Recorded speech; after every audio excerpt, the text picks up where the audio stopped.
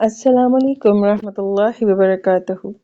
اپنی بیٹیوں کو سکھائیے کہ منگنی ٹوٹ جانے کے بعد موت نہیں ہو جاتی، زندگی ختم نہیں ہوتی۔ Be brave. اپنی بیٹیوں کو یہ بھی بتائیے کہ طلاق کے بعد زندگی ختم نہیں ہو جاتی۔ جس گھر سے وہ بے حق کے جیسے گئی تھی وہ گھر آج بھی ان کے لیے ویسا ہی ہے، ان کے لیے اجنبی نہیں ہے۔ ان کو ویسی محبت، ویسا مقام دیجیے۔ اپنی بیٹیوں کو سکھائیے کہ کوئی آپ کو ریجیکٹ کر جائے اس کا مطلب آپ بدصورت نہیں، اس کا مطلب یہ ہے کہ اس کی آنکھیں خراب ہیں، اس کے دیکھنے میں کمی ہے، آپ کے اندر کمی نہیں۔ اپنی بیٹیوں کو یہ بتائیں کہ روشنی سیاہی کے آخری چشمے میں پھوٹتی ہے، یعنی رات ختم ہونے کا جو آخری پہر ہے اس کے بعد سورج اگتا ہے اور اپنے عروج پہ ہوتا ہے، پھر چڑھتا ہے، اور آپ کی زندگی بھی ایسی ہی ہے۔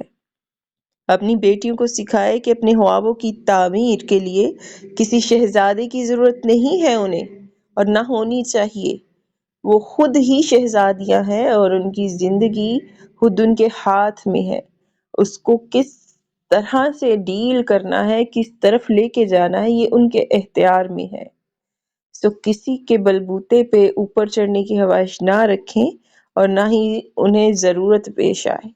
ہاں، شادی بیاہ اللہ کی طرف سے یہ ضروری ہے، جب بیٹیاں بیاہ کے جائے وہی مرد ان کے شہزادے ہوتے ہیں، لیکن اگر وہ ان کو وہ مان اور مرتبہ نہ دے سکے تو یہ مت سوچیں کہ وہ کسی سے کم تر ہے یا وہ بوجھ ہے۔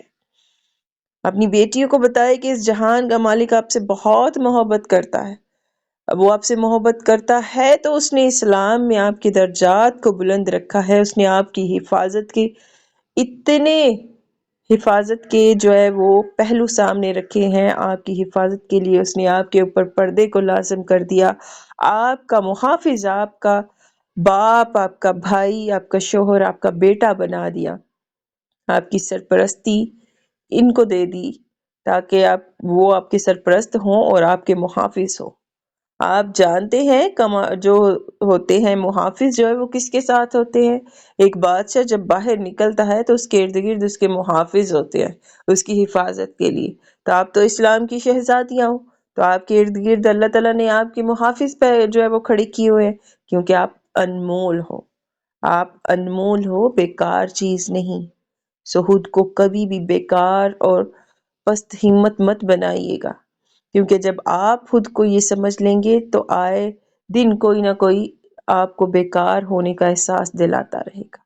سو مضبوطی سے کھڑے رہیں، اور آپ ماں باپ سے یہی گزارش ہے کہ اپنی بیٹیوں کے ساتھ مضبوطی سے کھڑے رہیں اور ان کی پرورش بالکل ویسی کرے جیسے اسلام نے کہا ہے۔ یہ نہیں کہ آپ اپنی بیٹیوں کو بگاڑ لیں اور معاشرے کا بگاڑ بن جائیں۔